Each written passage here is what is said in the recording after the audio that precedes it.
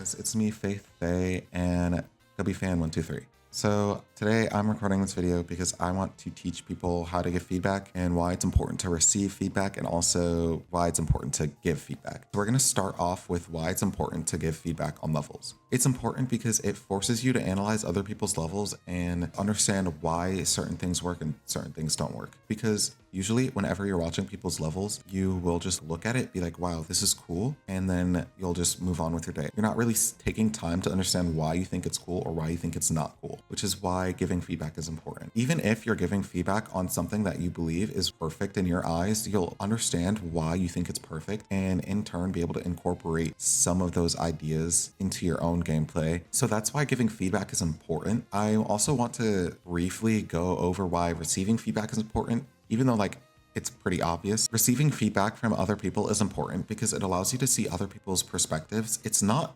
always necessary, but it is nice to get feedback from other people and understand why certain things work and certain things don't. You can receive feedback on a level even if you think it's perfect. It's not only just if you are struggling with ideas or you don't know how to build to a certain part of a song or what needs work. It's important to receive feedback on levels that you deem perfect in your eyes or good in your eyes, because it allows you to see it from other people's perspectives and see if there's any other changes to implement or any other things to polish up in the level, which will turn your level from in your eyes perfect to perfect in other people's eyes, which is not important, but it's, nice just to be able to do that because it improves yourself as a gameplay creator and also the level at hand. This city is trash!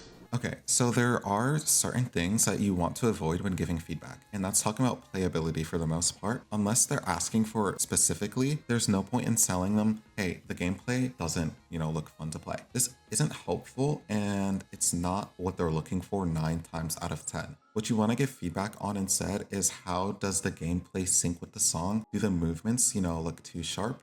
Are they too soft? Is there too much going on with the movements? Things like that. You don't want to talk about the playability just because most of the time when people send their levels for feedback, they really just want, feedback on how it looks, not how it plays.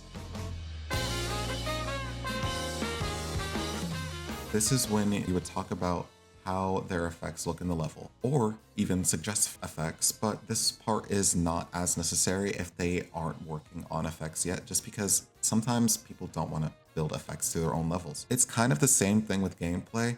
Just make sure there's not too much or too little going on, or it's too intense, too soft, things like that. Make sure that it's in tune with the song and it syncs properly. Structuring is important for levels because with bad structuring, it can turn really good gameplay into looking visually unappealing. So just make sure that whenever they have bad structuring in your eyes, you inform them. For example, let's say someone has way too much going on structure-wise, they have too many ideas going on.